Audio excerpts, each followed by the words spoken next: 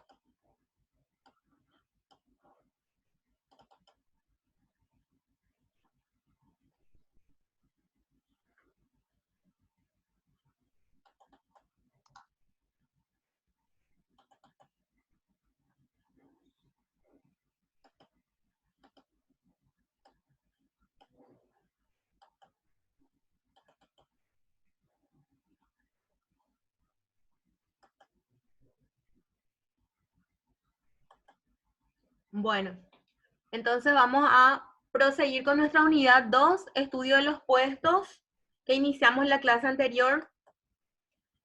De la clase pasada teníamos dos conceptos fundamentales que tienen que saber, qué es puesto, que es un conjunto de funciones, tareas u obligaciones con una posición definida en la estructura organizacional, es decir, en el organigrama de una empresa. Entonces, cuando hablamos de puesto ya estamos hablando de funciones y tareas, responsabilidades que ya están dentro de la estructura organizacional de una empresa, es algo ya bien definido, y habíamos visto también otros conceptos de que diferían un poquito entre lo que era una tarea, una función, ¿verdad? Una obligación y el puesto en sí, ¿verdad? Que ya es el conjunto de las tareas y obligaciones y ya tiene que ver con algo ya más formal, algo más estructurado, como bien lo dice, que figura dentro de la organización en su estructura. También habíamos analizado cómo se diseñan los puestos. Para poder diseñar los puestos, se tienen en cuenta 4 condiciones que habíamos estado también viendo. En primer lugar, ese conjunto de tareas que tiene que hacer la persona que está dentro de un puesto. También cómo se tienen que llevar adelante esas tareas o actividades, digamos, el método o la metodología de hacer el trabajo. ¿A quién reporta esta persona dentro de la estructura orgánica en la cual se encuentra? Es decir, a su superior inmediato.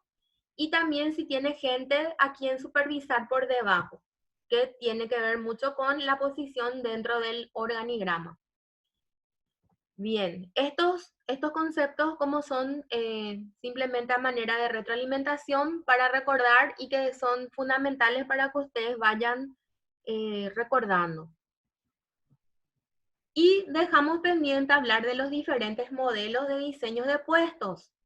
Tenemos 3 diferentes modelos que fueron dándose a través de los años. En primer lugar tenemos el modelo clásico o tradicional, luego apareció el modelo humanista o de relaciones humanas y por último el modelo situacional. Entonces vamos a ver en qué consiste cada uno de estos modelos. El modelo clásico o tradicional es el modelo de los ingenieros que iniciaron el movimiento de la administración científica. La primera de las teorías administrativas a principios del siglo XX, Taylor y sus seguidores, Gunn y Gilbert, realizaron el primer intento sistemático de aplicar ciertos principios a la ubicación óptima del individuo en su puesto de trabajo. La administración científica sostiene que solo a través de métodos científicos se puede proyectar un puesto de trabajo y capacitar a esa persona que va a estar en ese puesto para que pueda ser lo más eficiente posible. Entonces, digamos que la mirada que le dieron ellos, la primera mirada en esta teoría, digamos, del modelo clásico, tiene que ver con los métodos científicos para poder hacer tareas y actividades, digamos, en una forma un poquito como regular, en forma mecánica, digamos, ¿verdad? En forma mecánica, más que nada, que vamos a ver después con los elementos que vamos a estudiar. Estas tenía etapas, digamos, este modelo. En primer lugar, el supuesto de que el hombre es un simple apéndice de la máquina, un mero recurso productivo. Entonces, en este enfoque, digamos, prácticamente el hombre que formaba parte o que estaba dentro de una organización era como una extensión nada más de la máquina, de lo tecnológico, digamos, ¿verdad? Para poder producir. La racionalidad que se persigue es a todas luces técnica. La tecnología es lo primero, las personas vienen después. ¿Qué quiere decir esto? Que con este enfoque se le daba prioridad a las máquinas, a lo tecnológico, a las maquinarias, a las herramientas, a las instalaciones, inclusive a la distribución física en donde se realizaba el trabajo. Y se dejaba en un segundo lugar al ser humano que llevaba adelante estas actividades o tareas. Entonces, establece como base acondicionar el desempeño de los puestos, todo esto, las máquinas, el lugar, la tecnología, las herramientas, entonces están en primer lugar, digamos, para este modelo. El trabajo se subdivide y se fragmenta para que cada persona realice una tarea simple y repetitiva. ¿Qué quiere decir esto? Que cada persona, ¿verdad? Tiene, digamos, una misión parcial o fragmentada de lo que hay que hacer. Algo, una tarea rutinaria, digamos, ¿verdad? Y que se repite a través del tiempo, ¿verdad? Y es una forma entonces estandarizada de hacer el trabajo a través de los famosos ciclos de la producción, ¿verdad?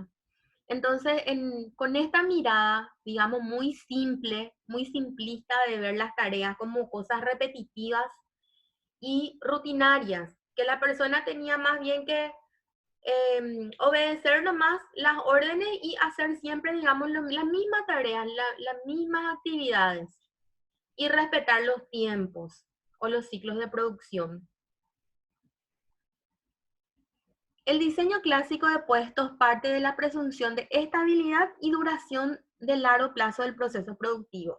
Entonces ellos creían, ¿verdad?, que los puestos eran definitivos, que por siempre esa persona iba a estar en ese puesto haciendo el mismo trabajo, las mismas actividades en forma mecánica, ¿verdad?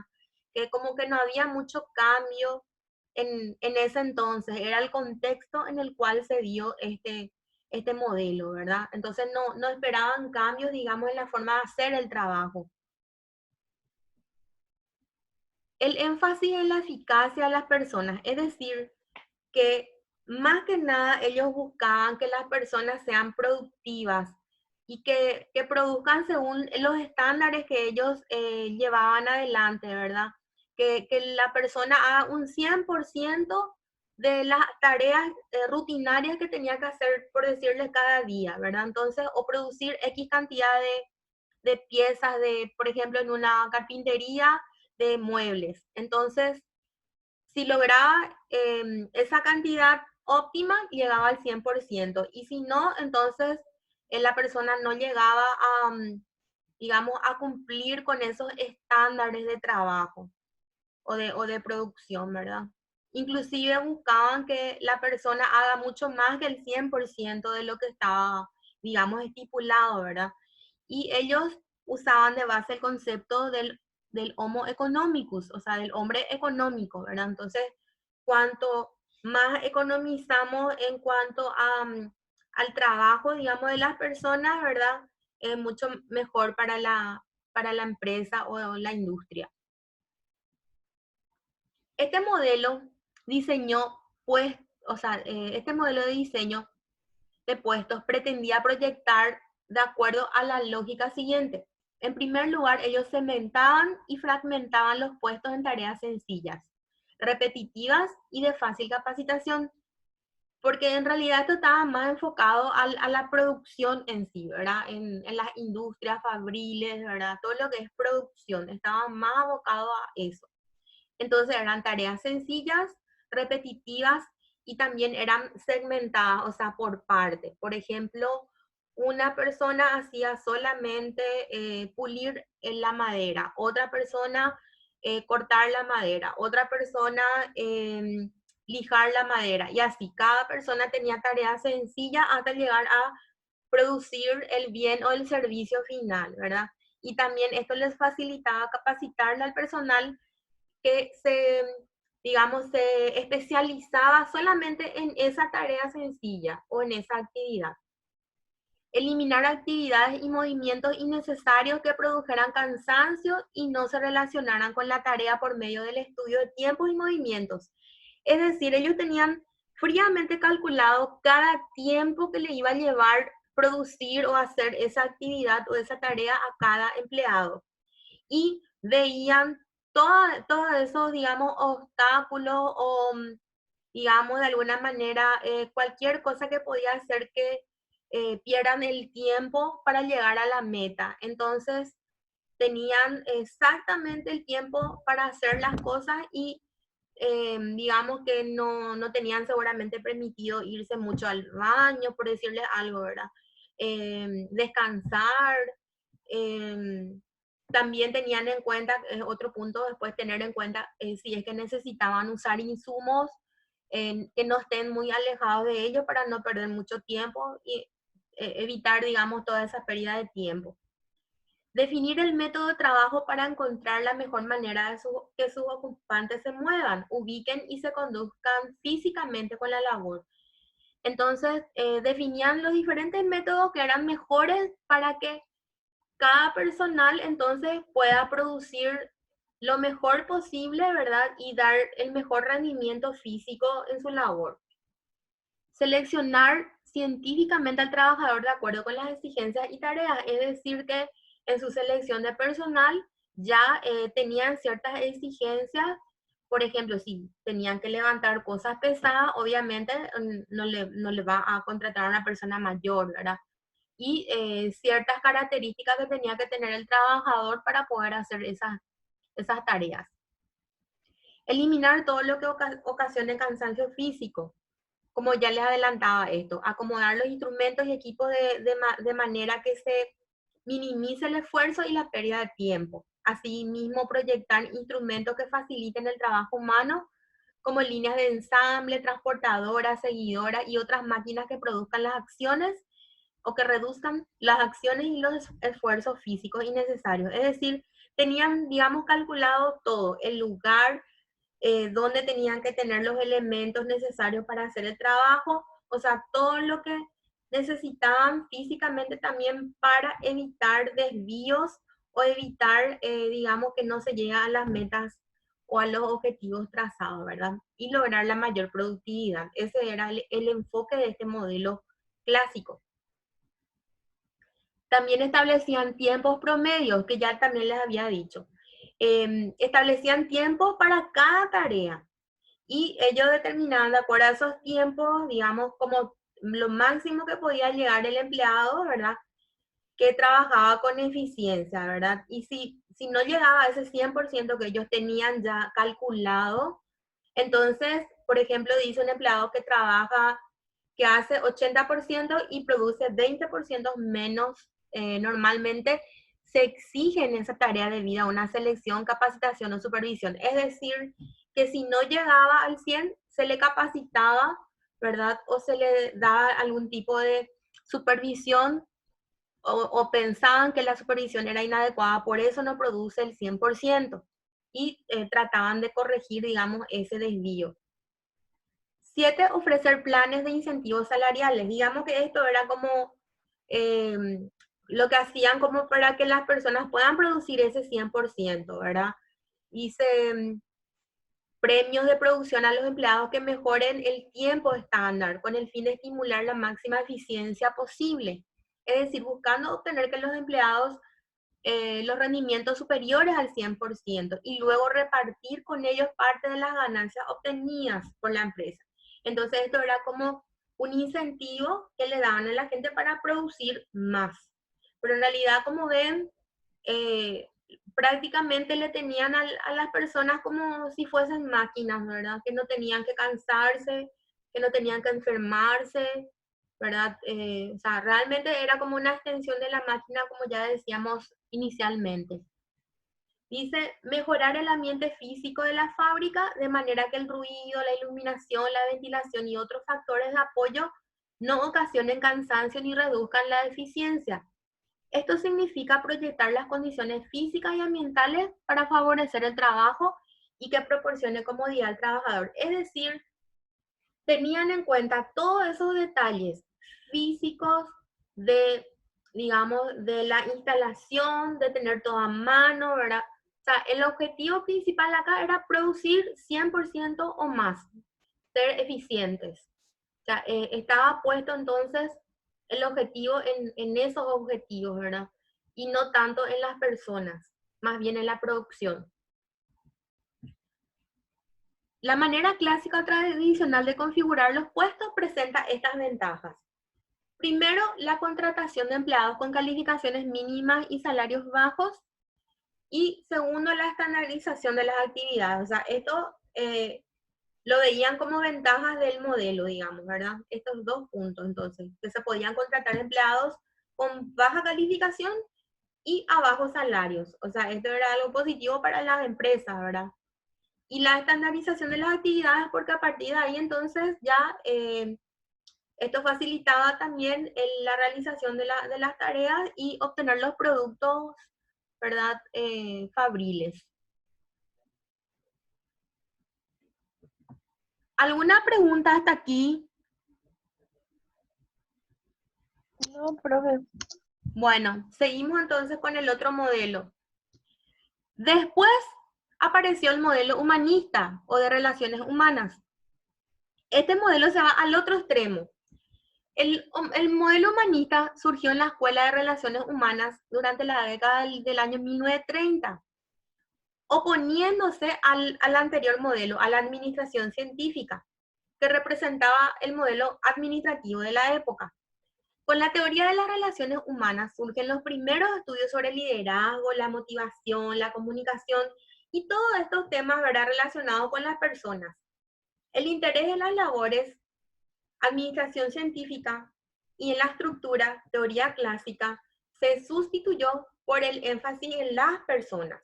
Se habló mucho del contexto del puesto, pero su contenido fue exactamente el mismo. El modelo humanista no consiguió desarrollar un modelo de puestos que sustituyera al modelo tradicional, solo atendió a lo externo y a lo superficial. Es decir, este modelo vino con todo como para, digamos, hacer a un lado totalmente opuesto al modelo anterior, ¿verdad? Al modelo, digamos, clásico y como el modelo clásico hacía más énfasis en las máquinas y en las instalaciones, este modelo viene y dice, no, son más importantes las personas, ¿verdad? Entonces el modelo humanista, ¿verdad? O de relaciones humanas, por eso su nombre. Sin embargo, dice que no pudo desarrollar en sí, digamos, el modelo, digamos, de puestos para sustituir el modelo tradicional. Solamente atendió algunas cuestiones muy externas y superficiales. A pesar de este cambio revolucionario en la mentalidad y en los conceptos que en ese momento se manejaban, ¿verdad? El diseño del puesto no difiere del propuesto por el modelo clásico. La única diferencia está en las implicaciones humanas. Es decir, el modelo humanista tiende a enfocarse en el contexto del puesto y en las condiciones sociales en que se desempeña, así como en menospreciar el contenido del puesto y su realización. Es decir, tanto quisieron ir contra el modelo anterior, ¿verdad? Que de alguna forma menospreciaron el contenido del puesto y su realización, así como anteriormente se utilizaba, y le dieron más énfasis entonces a la parte, digamos, humana, ¿verdad? El puesto en sí se descuida entonces con este modelo, pero su ocupante recibe atención y consideración en cuanto a sus necesidades personales y no se le trata como máquina. El modelo humanista como una manera de satisfacer las necesidades individuales y elevar la moral del personal, trata de crear una mayor interacción entre las personas y sus supervisores y propiciar la participación en algunas decisiones relacionadas con las tareas de la unidad. Sin embargo, esto no interfiere en el cumplimiento de la tarea ni afecta al flujo ni la secuencia del trabajo. estos dos aspectos permanecen intactos. Entonces, justamente, si bien ellos, digamos, este modelo humanista le da la atención fundamental a las personas que hacen el trabajo y quieren, digamos, de alguna manera dejar de lado o menospreciar el contenido del puesto y su realización así como era anteriormente. Sin embargo, ellos no dieron alternativas cómo hacer en ese aspecto con el contenido de los puestos, ¿verdad? Solamente se centraron en darle más importancia a las personas, en satisfacer las necesidades individuales de cada persona que forma parte de una empresa o de una organización o de una industria y elevar su moral, ¿verdad? Y sobre todo también darle más participación a la hora de decidir conjuntamente con sus superiores, ¿verdad? Las tareas que iban a realizar.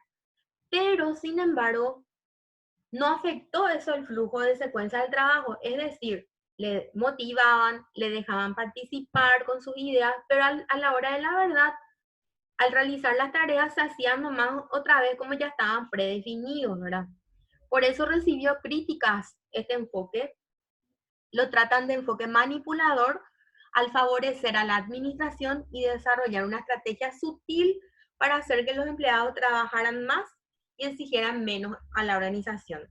O sea, digamos, la crítica que recibe es que dicen que esto más bien usaron como una forma de ganar, digamos, a los empleados para que se sientan mejor y no tengan tantas exigencias contra las empresas o contra los administradores, ¿verdad? Pero no tanto en sí realmente como para mejorar las condiciones o puestos de trabajo.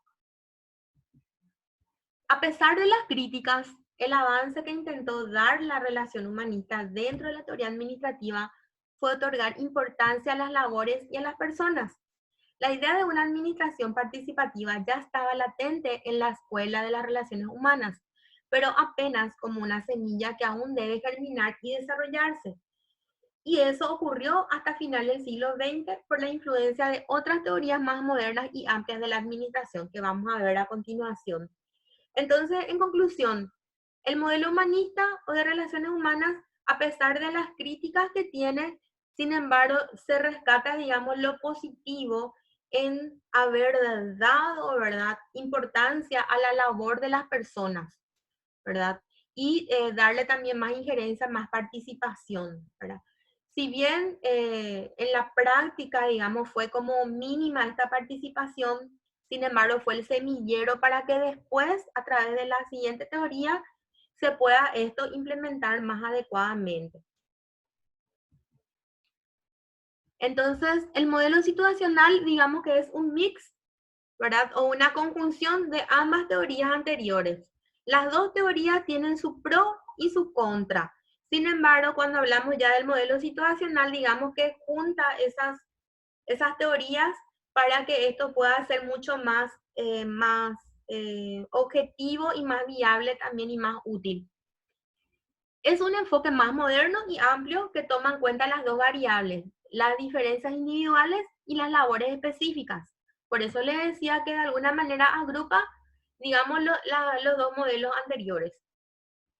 Por esto es situacional, pues depende de la adecuación del diseño del puesto a esas dos variables. O sea que, digamos que no es algo estático que, bueno, vos estás en un puesto y siempre vas a estar haciendo las mismas actividades o tareas, sino que de acuerdo a la situación puede ir cambiando esto. Entonces, eh, convergen tres variables: la estructura de la organización, la labor y la persona que la desempeña. Nos estamos quedando ya con poco tiempo. El modelo situacional, el diseño de puestos parte no solo de los supuestos de la naturaleza de las personas, sino que también del conjunto de presunciones implícitas sobre el ambiente en el que operan los puestos. Tanto el modelo clásico como el humanista establecen que el puesto se debe proyectar para un ambiente estable y previsible. Sin embargo, cuando hablamos del modelo situacional, vemos ya que no puede ser estático y que pueden haber, digamos, situaciones que se van dando. Por eso hay que ir amoldando esos puestos, esos requisitos para el puesto de acuerdo a esas situaciones que se van dando. Y los métodos y procedimientos estaban estandarizados y eran repetitivos antes, pero ahora con este modelo vemos que hay que ir adecuando a las situaciones. Porque vemos que todo cambia, los puestos no pueden ser estáticos ni permanentes, además la fuerte competencia exige productividad y calidad. Entonces, cada organización tiene que ver la mejor manera de adecuar los puestos de trabajo con esas exigencias, entonces, que son cambiantes. Por eso, entonces, vamos adecuando a las necesidades. En este modelo se aprovechan las habilidades de autodirección y autocontrol de las personas y sobre todo los objetivos planeados entre ocupante y gerente para hacer el puesto un verdadero factor motivacional. Entonces, aquí se aprovechan todas las habilidades entonces de las personas que ocupan esos puestos para poder lograr los objetivos planificados, ¿verdad? En forma conjunta entre la persona que ocupa el puesto y el gerente o el administrador, ¿verdad? Y esto genera un factor motivacional también para las personas que están en dicha organización. Esas necesidades también pasan de fines a medios. La satisfacción de esas necesidades en un subproducto deseable, pero no es el objetivo principal. Es decir, se tienen en cuenta esas necesidades de las personas y esas necesidades, digamos que se dialogan conjuntamente con el nivel gerencial y no son fines en sí, sino se vuelven medios. La satisfacción de esas necesidades es un subproducto deseable, no el objetivo principal. ¿Me están escuchando todavía? Sí, profe. Bueno, entonces, además se adoptan factores tecnológicos. O sea, se tienen en cuenta entonces la satisfacción de las necesidades de las personas que forman parte, digamos, de ese puesto.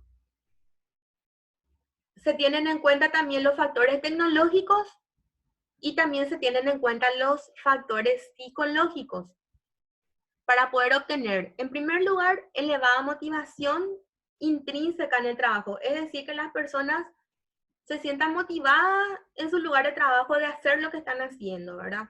Que estén motivadas. En segundo lugar, el desempeño de alta calidad. Ya que están motivados, se van a desempeñar de la mejor forma posible. 3, elevada satisfacción, es decir, se siente satisfecho con esa producción o con ese servicio que está realizando.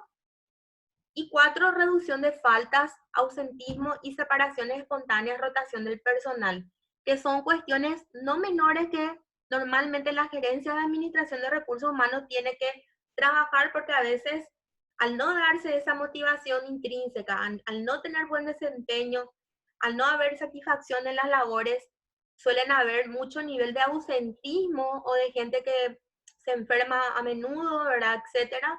O también el tema de las rotaciones del personal. Pero si es que todo hablamos en positivo, se da motivación, desempeño, elevada satisfacción, entonces se reducen las faltas, los ausentismos y también las rotaciones son mínimas. Las posibilidades de obtener mejores resultados del personal y del trabajo aumentan cuando las personas que realizan el trabajo se presentan 3 estados psicológicos críticos. 1, cuando la persona considera su trabajo como algo significativo y valioso. 2, cuando la persona se siente responsable de los resultados de su labor. 3, cuando la persona conoce los resultados de su labor. ¿Por qué explica esto? Porque anteriormente con el modelo clásico se consideraba a las personas para hacer actividades o tareas, pequeñas tareas, y de repente no sabían para qué servían esas tareas, ¿verdad? O en qué terminaba, en qué producto, en qué servicio. Sin embargo, acá se apunta a que la persona sepa lo que está haciendo, para qué sirve, y ver inclusive el producto de su esfuerzo. En este modelo, las prescripciones para diseñar un puesto no se basan en la presunción de estabilidad y duración de los objetivos, y los procesos organizacionales, al contrario, son explícitamente dinámicas y se basan justamente en enriquecer las tareas cada vez que hay cambio, cada vez que hay mayores necesidades a nivel externo, a nivel interno, cambio de leyes, cambio a nivel de competencia, de todo lo que vemos que estamos en un mundo lleno de cambios, ¿verdad? Entonces eso hace que la empresa también tenga que ajustar, digamos, su forma de hacer las cosas en el trabajo y por lo tanto diseñar o rediseñar los puestos de trabajo y enriquecer esos puestos de trabajo. Entonces, de esta manera, el diseño situacional es cambiante y acorde con el desempeño del personal del ocupante y el desarrollo tecnológico de la tarea. Acá también el componente importante es la tecnología, que cada vez más tenemos en cuenta a la hora de hacer nuestras labores. No son meramente tareas rutinarias, sino tiene mucho que ver con el uso de la tecnología, tiene que ver mucho con la creatividad, tiene que ver muchísimo con, digamos, mucho valor agregado que le dan las personas a los puestos de trabajo hoy día. Bueno, a partir de esto surge el modelo situacional, según el cual cada puesto debe diseñarse con la intención de reunir las 5 dimensiones esenciales. O sea, para poder, digamos, implementar este modelo, concluyen de que tiene que tener estas 5 dimensiones esenciales a la hora de diseñar esos modelos. En primer lugar, la variedad. En segundo lugar, la autonomía. Luego, el significado de la labor. Luego, la identificación con la tarea. Y por último, la realimentación. Estas 5 dimensiones esenciales o profundas crean las condiciones para que el ocupante del puesto encuentre satisfacción intrínseca como resultado de su labor. Estas condiciones permiten que el puesto esté impregnado de los llamados factores motivacionales o de satisfacción. La adopción de estas dimensiones permite que la persona, primero, utilice varias habilidades y competencias, como les decía. No es solamente hacer tareas rutinarias, sino también ir siendo más polivalente, sabiendo hacer diferentes tipos de actividades, enriqueciendo el puesto, teniendo otras habilidades, otras competencias nuevas, incorporando tecnología, ¿verdad? Hoy día que estamos haciendo mucho teletrabajo, ¿verdad? A través de la tecnología. Entonces, varias habilidades, utilizar varias habilidades, no solamente las que inicialmente se tenían, digamos, diseñadas. Goce de cierta autonomía, independencia y autodirección en la realización de su trabajo. Que cada persona en su puesto de trabajo pueda definir, digamos, o pueda también tener esa independencia para saber cuándo tienen que hacer ciertas cosas, ciertos cambios, ¿verdad? Sin necesidad que tenga ahí una persona que le supervise constantemente. 3, realice algo significativo con sentido y razón de ser, que le dejen hacer inclusive más de lo que está previsto, ¿verdad? Que se le dé participación, ¿verdad? Al personal. Se sienta responsable del éxito o del fracaso de su propia labor y descubra y evalúe su desempeño sin intervención de terceros ni jefes. Este último punto tenía que ver con la palabra, como decía ahí, de realimentación, no es retroalimentación, es realimentación. Entonces, ¿qué quiere decir esto? Que sin necesidad que el jefe esté detrás de la persona todo el tiempo diciéndole que se equivocó, que hizo mal o que tiene que hacer para mejorar, la propia persona evalúa su desempeño y puede ir tomando esos ajustes y mejorando la forma de hacer su trabajo. Entonces, obviamente, este modelo hace que las personas puedan sentirse mucho más a gusto en su lugar de trabajo y también puedan ser más productivas a la hora de, digamos, de producir